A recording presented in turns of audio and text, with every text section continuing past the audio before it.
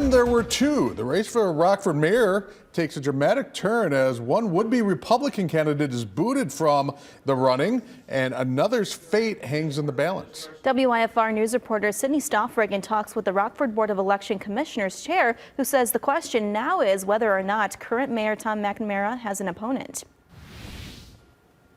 The Rockford Board of Elections received 3 objections against 2 Republican mayoral candidates and one running for 9th Ward alderperson. That candidate withdrew his application prior to Wednesday's hearing, and one of the Republicans was removed from the running.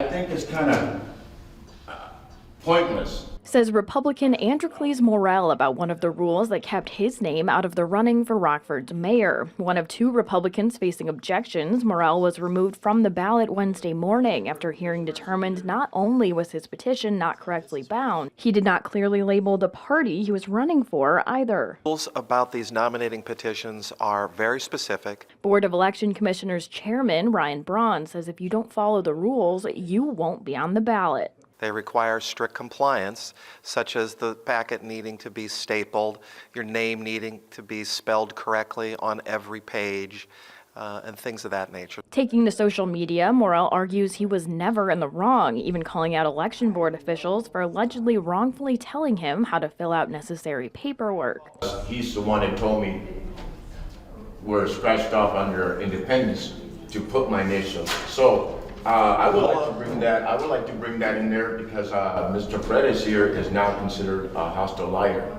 The objection against Republican Joseph Canova for allegedly failing to file a statement of economic interest has been continued for later this month. If it succeeds, that could mean Democratic incumbent Mayor Tom McNamara runs unopposed. There will not be a primary for mayor or a citywide primary in February, and that's really notwithstanding what happens in the Canova decision. Canova will appear back at the Board of Elections at 1:30 p.m. on November 20th to continue his hearing. I reached out to Morel but did not receive a response. Thank you, Cindy. And despite no citywide primary, Braun reminds residents that there will be a primary for several alderperson wards on February 25th.